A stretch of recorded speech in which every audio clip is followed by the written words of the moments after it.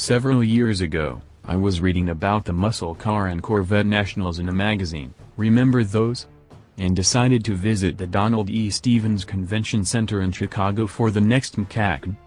I was wowed, and every subsequent event has continued to uphold a special standard. The bar seemingly can't get any higher yet never sinks.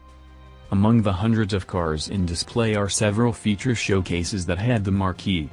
For 2017, this consisted of the following: 50th Anniversary F-Body Invitational, Cars of Carcraft Invitational, Boss 429 and more, 2 Corvette showcases, 4 drag team display, 1967 Camaro Z/28 Invitational, the class of 67 and 72, fabulous formulas, 1970-74 Firebird Formula, Shakery Body Invitational, 1970-71 Barracuda and Challenger, Pure Stock Muscle Car Drag Race Display, Studebaker Legends, Shelby and Mustang Pinnacle Display, Vintage Certification, and Barn Finds, Hidden Gems, among others.